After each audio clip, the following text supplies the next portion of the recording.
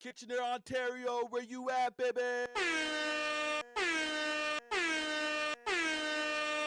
Hey, when the lights shine bright, the stars come outside. Woo! Lakers are in trouble.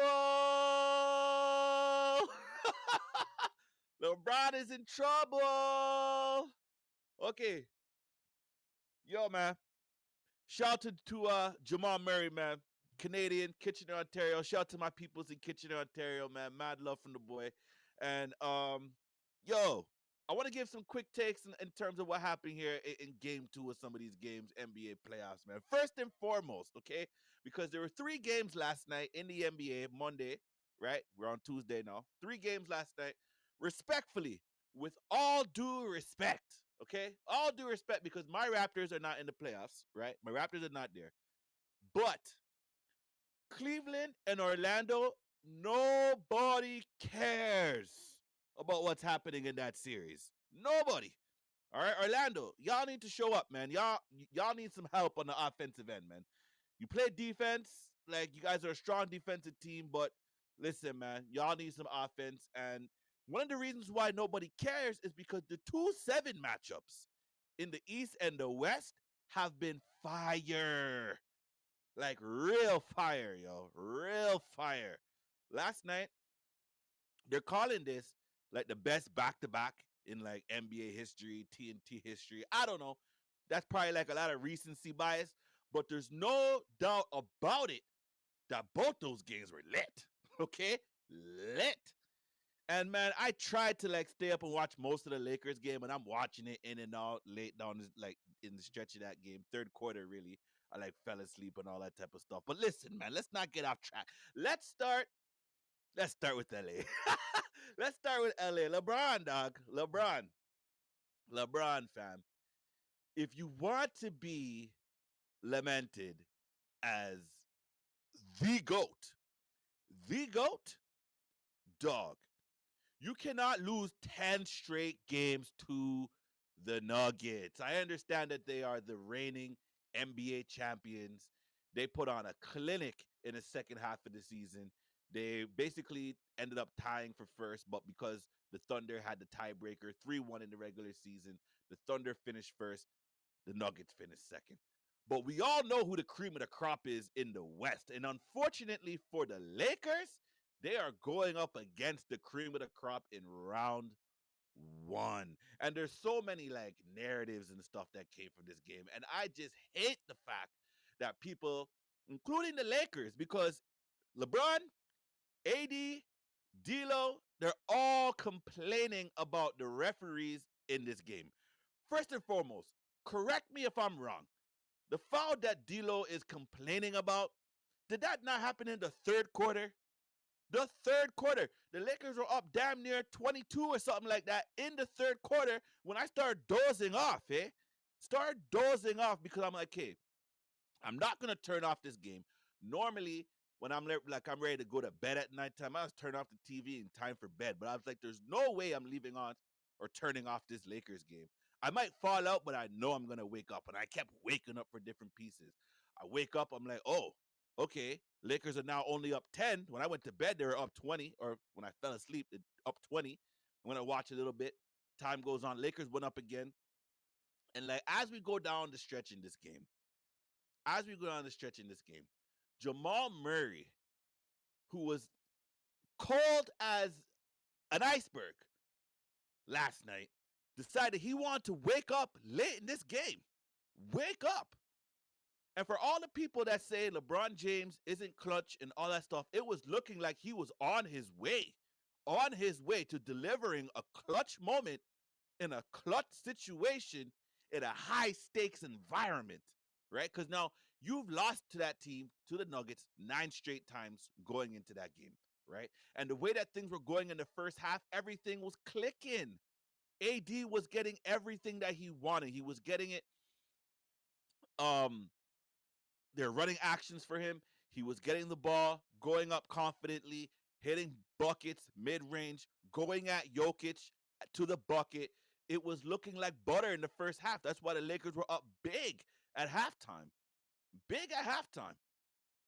And I don't have the stats in front of me, but something tells me that the Lakers have been up more in this series so far against the Nuggets than what the Nuggets have been up, because the Lakers are up for a good portion of game one, right? And then the Nuggets turned it up again in the basically second quarter, second half, right? But last night, the Lakers were in control. I'd say like maybe close to midway through the third quarter. And I'm hearing all these guys talk about, oh, the Nuggets made an adjustment. They put Aaron Gordon on AD. I don't care about any of that, because in today's NBA, literally everything is a switch. Find a pick and roll, get Jokic back on you, and go and take it at him again, like you were doing in the first half, AD. There's no reason why you only had 6 shot attempts in the second half of this game. 6. How do you expect to win games like that against the reigning NBA champion? Reigning NBA champion. But like, give the Nuggets credit, because they kept fighting. They kept fighting in this game, right? Jokic turned up on him. You blink, and then all of a sudden, Jokic has another 25, 10, and 8 game. That's just what he does. It's going to happen. It's a staple. But I thought that the Lakers played very, very well in this game. And for like the record, I had the Lakers winning this series. And a lot of my boys are telling me, like, yo, that's blasphemous. Like, why you got the Lakers winning? I think the Lakers match up very well against Denver. And when you look back to all of these games that they've lost on, like, now this 10-game losing streak, most, if not all of them, have been close games. The Lakers cannot find a way to close the game against the Nuggets. They don't have a closer. And it looked like LeBron was on his way to closing that game last night, right? Until he missed the three at the top of the key there, when Jamal Murray decides that he's going to come back on the next end and hit that fadeaway jumper on the baseline over Antonio Davis. Sorry, not Antonio Davis, Anthony Davis. And Anthony Davis played good defense on that three. Good defense. The Lakers got beat. The Lakers got beat. Why?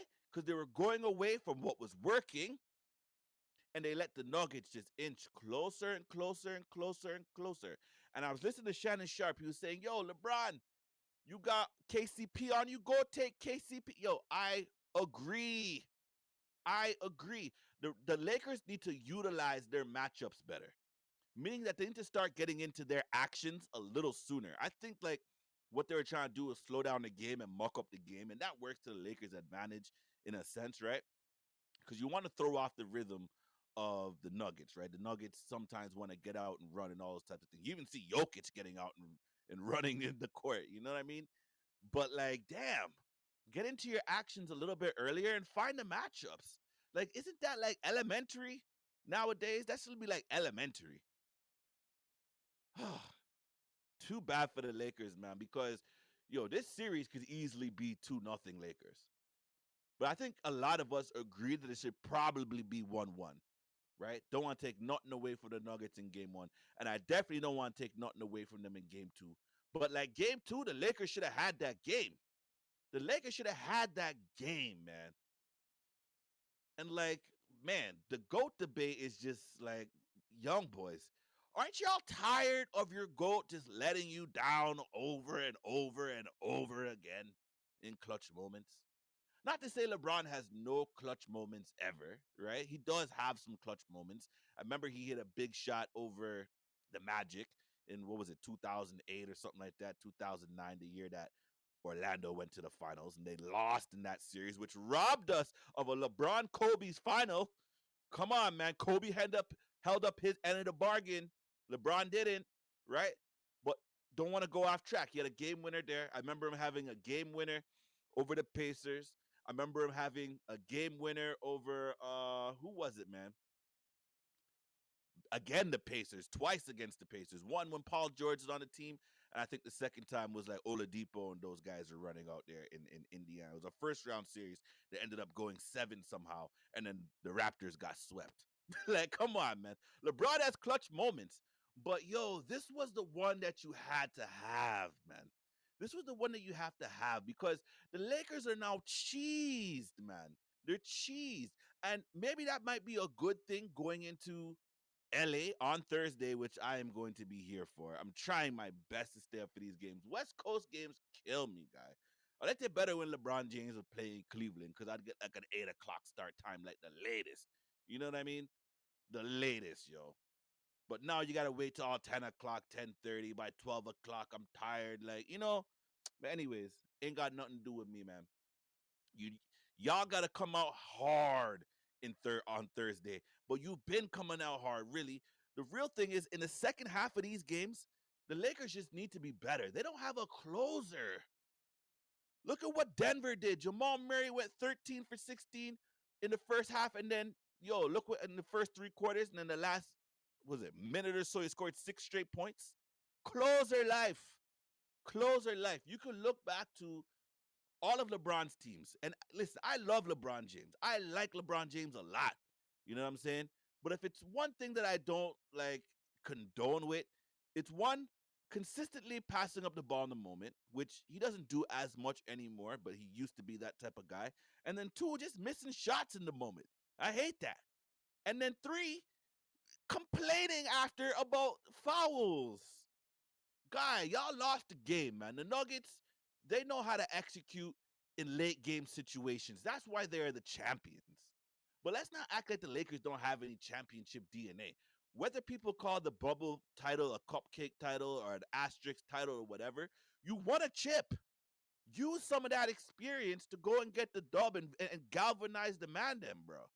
This is the first round of playoffs. You cannot go out the first round of playoffs when you're in year 21. This was one of the reasons why I picked the Lakers because I feel like this is like going on to the twilight. Not even going on. It's like the twilight of LeBron James' career. No matter how well he's playing right now, no one's going to deny that. LeBron James is playing well, and I thought he played well for the most part last night. Missing that three at the top of the key wide open, man. It looked like he kind of like thought about it a little bit too much, like setting his feet. Like you really didn't even need to have a three. You could have stepped on the line and hit the two, and it still would have been butter blessed. You know what I'm saying? Butter blessed. But like, I don't know, man. It seemed like he kind of hesitated there in the moment when you just got to go up.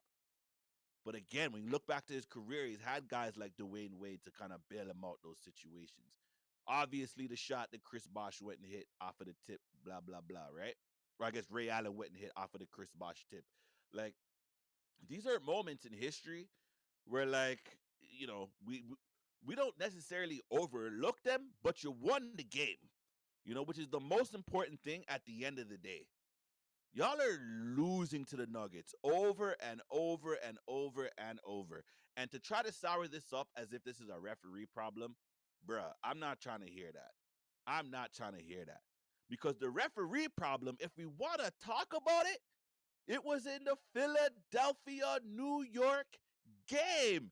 Guys, this is why no one cares about the Cavs and the Magic, because the Knicks, 76ers, lit. Lakers, Nuggets, lit.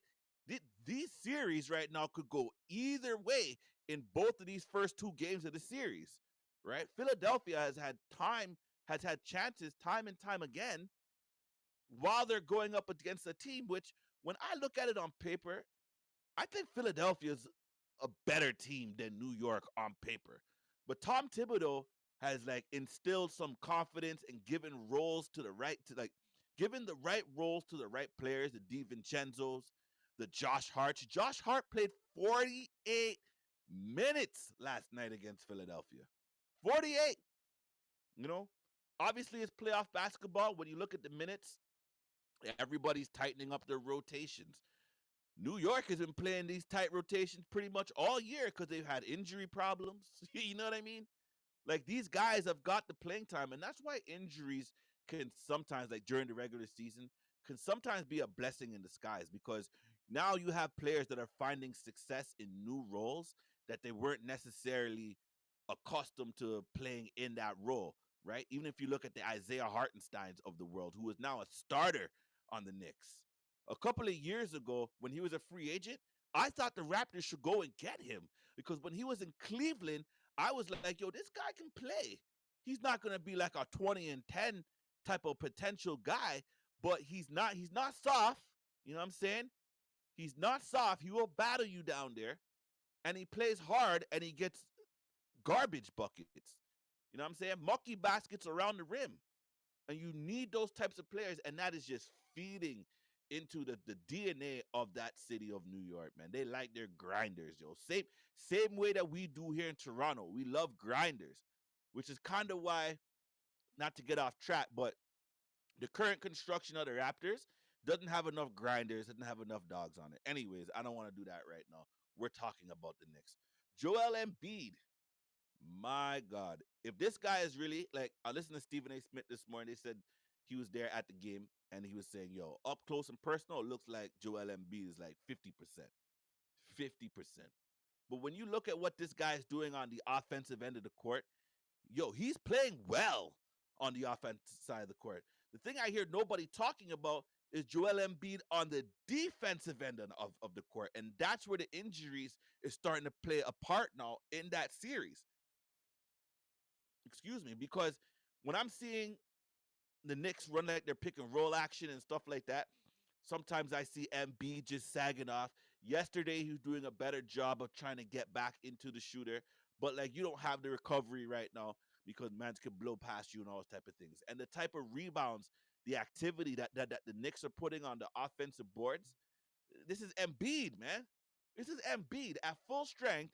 Embiid would not be letting the Knicks just dominate the board. So I refuse to believe that. I refuse to believe that. And Tyrese Maxey, this guy was apparently questionable for the game. I think he had a flu or wasn't feeling well, something of that nature. I'm not exactly sure what it was, but he was questionable. And he still went out and played and tried to do his best impression of a Jordan flu game. And he played top notch. Top notch. Right? And what I'm hearing is, oh, Philadelphia needs help from the others. And yes, but Philadelphia is on the road. Generally, your others are going to be playing better at home, and you need your star players to go and show out now on the road. And that's what the star players are doing. You could argue Philadelphia probably should have won game 1 and 2. They definitely should have won game 2. Definitely should have won game 2. They were up late, and I'm sorry to say this, man. Kyle Lowry, bro, the greatest Raptor of all time, that's a bad look, fam. Bad look as a veteran in this league. I agree with the analysts and the pundits on this one. You should have called a timeout when it wasn't there. Timeout, right? Even before that, you picked up the ball all quick. Like, I get it. You're trying to pick up the ball quick. You don't want the defense to get set. You want to get the ball in. Somebody gets a foul. You go to the free throw line and shoot your free throws. But it wasn't there. It wasn't there. You didn't utilize the baseline at all on the made basket. You didn't utilize it, and you didn't call the timeout, man. That cost him the game, yo. That was part of it. That cost him the game. Jalen Brunson has been dog doo doo this series. Keep it a bean. Keep it a bean. And I didn't get a chance to do a video yet on all the MVP candidates and all that. I've talked about it on like other videos and stuff like that. But like Jalen Brunson, what he was doing in the regular season, man, it's hard to take off like Jokic and Shai and Luka from that top three. But if I'm taking anyone out from there, I'll probably take out Luka respectfully. And I know Luka's balling, leading the league in points and all type of stuff. But like, look at all the stuff that he gets to work with. You know what I mean? You got another top 100 NBA player, Kyrie Irving, right there. You know what I'm saying? I'm not sure if he got voted in. I'm pretty sure he did. But if he didn't, probably some politics and stuff like that. Kyrie's been a baller in the league for a long time, yo. Another closer that LeBron had from the last segment I was just talking about the Lakers. You know what I'm saying? But when you look at what Jalen Brunson was working with, he's working with Josh Hart. Not that these guys are bad players, but none of these guys are superstars. You're not going to confuse them with a superstar any day of the week. Josh Hart, Miles McBride, Deuce McBride, you know what I'm saying? Isaiah Hartenstein, Dante DiVincenzo. Like, these are the guys that Jalen Brunson's working with. And he dragged the Knicks to the 2 seed. And now these guys are showing up for him now in the playoffs. But Jalen Brunson has not been playing well. has not been playing well. Tom Thibodeau, all hats off to him because he has those guys believing that they are the better team in this series. And they know that they got to grind it out to go and get the dubs. Grind it out. But like, man, these guys are looking for fouls too, and they have a point to make, right? They have a point to make, but I like the fact that the refs let the players play. Let the players play on both, right? Like even in like the Lakers one, like I hate that you gotta stop, go back to Secaucus, New Jersey, look at this and that. Play the game. Unless it's like a blatant thing, guy. I don't want to hear about it. Play the game. Play through it. Kyle Lowry didn't call timeout. Nick Nurse laid on a timeout. Tyrese Maxey, if you got the ball down there on the floor, right? Don't try to pass it out near your own basket. That's a cardinal sin. Just I'm only saying cardinal sin is because flicking Adam Silver used that thing the other day, and now I'm thinking about it. Anyways, you can't do that, bro. Timeout. Hog that ball. If you ain't got no timeouts, hog the crap out of that ball. Hog the crap out of it. I would rather get a jump ball, right, than go give up the ball underneath my own basket where the Knicks now get two opportunities to go and hit a game-winning shot. Big up to the Knicks. They went and did what they had to do, grinding out the dub, getting rebounds, playing defense pretty much without fouling late in that game. But this is another series that, for the record, I had the Sixers winning in 7 because I just believe that this is a tough way to really be like, the Knicks are gonna go take out Embiid and Tyrese Maxey in 5 without Julius Randle. Like I had that hard to believe. OG Anunoby busts up his elbow, he missed games. Now he's playing with something on his elbow. Like I don't know, man. Bruh, bruh. These NBA playoffs, the 2-7 matchups are just fire, man. Just fire. Big up to Dante DiVincenzo. Big up to Jamal Murray showing up in the moments, yo. Because, when the lights got bright, these guys just, they were cool in the moment. They were cool. You know? Lakers and Philly thought that they had it. They thought that they have it. They looked up, the sun was bright. They looked down and looked back up, and then, the eclipse hit. The eclipse came. The eclipse came. It's got dark. It's got dark on these boys, man. Oh my God. So here's the thing. The series goes back to Philadelphia on Thursday. Series goes back to LA on Thursday. And I don't know if we can look to have a repeat of what we saw last night on Monday, right? Because last night, man, that's up there with some of the best basketball, entertaining basketball you've seen all season um in a single night in the NBA. It was just incredible in terms of how those two games folded out, right? Or unfolded. Incredible. Um, Philadelphia, I believe that they can still get back into this series just for the fact that the Knicks, um, the others are leading you right now, right? The others are leading you right now because Jalen Brunson hasn't been playing well, right? The others, like I was saying earlier, generally show up at home. Jalen Brunson can't play the same way that he's been playing, just shot being off, and then the others not having the type of games that they're having right now in New York in games 1 and 2, right? Because we know Joel Embiid is going to show up. You know Tyrese Maxey is going to show up. These two guys have been showing up all series long, right? And generally, the others show up at home. So I'm not sure what type of adjustment they need to make. Like Kelly Oubre, been balling, but not so far in this series. Not balling. Maybe it's one of those things where you bring him in off the bench, let Hield start, or let some other Batum start, and then you bring off some firepower off the bench. I'm not too sure. I'm not saying that is the adjustment. I think the adjustment is literally just late game execution. Y'all should have had that game, man, in game 2. LA, a whole different story because y'all complaining, leaving the podium and all type of stuff. Okay, so you're going into game 3 mad, right? Going into game 3 mad. But eventually, like, that's going to wear off, right? Maybe you start off the game hot because you're vexed, you know what I'm saying? But after letting the first couple timeouts, that might wear off, you know? Are you going to execute down the stretch? Because the Nuggets know how to execute. They have a closer in Jamal Murray. They have a guy in Jokic that right now, I've been saying this all season long since I started this podcast. He's the best player in the world, arguably. And if he ain't number one, he's number two. Tell me who's number one, you know? But Jokic, guy, he's the real deal. He's the real deal. So Lakers are in trouble, man. My prediction of the Lakers winning this series is not looking well. It's not looking well at all. But hey, man, it's the NBA playoffs, and I'm here for it. I'm here for it, right? They say a series starts when the road team wins, right? When the road team wins. But here's the thing, the way that these two teams are down 2-0, the series might end if the road team wins game 3. So now these are must-win games for both the Lakers and the 76ers. Must-win games. The Lakers are not injured at all. You're full strength. Go dominate at home. Make those switches. Get Jokic into foul trouble. Do something.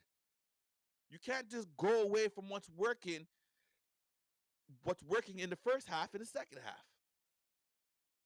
And for Philadelphia, my God, man, I don't even know what to say to these guys.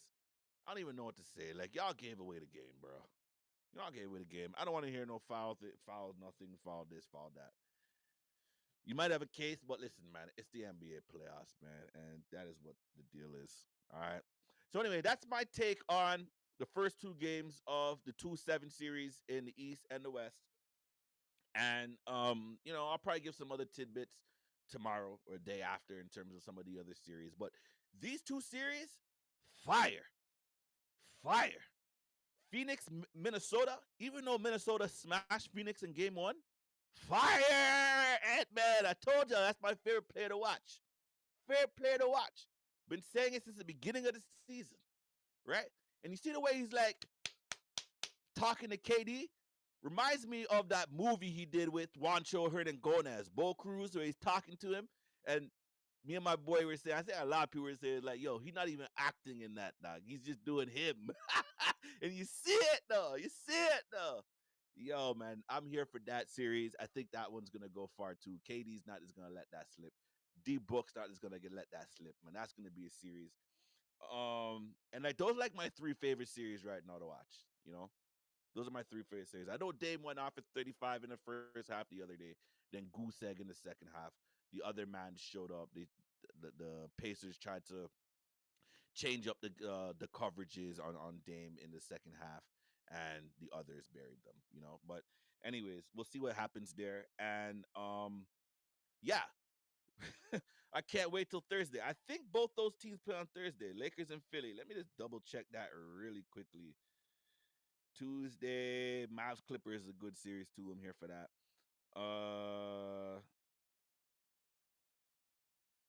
Yeah, Knicks 76ers 7:30, Nuggets Lakers 10 o'clock on Thursday. So that's really the one I'm gonna be tuning in for. Suns Wolves tomorrow or tonight 7:30.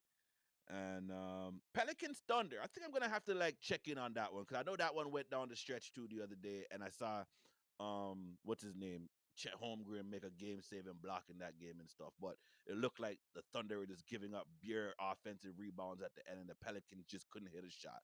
I didn't watch that game, but I checked the highlights, and I'm like, guy, that's gonna be a tough one for the Thunder. So yeah, I'm definitely gonna talk about the Thunder because young team coming in as a number 1 seed. My dad thinks that they can go to the finals. I don't know about that, dog. Anyways, man, that's enough, man. You know the flex, and it's me, guy.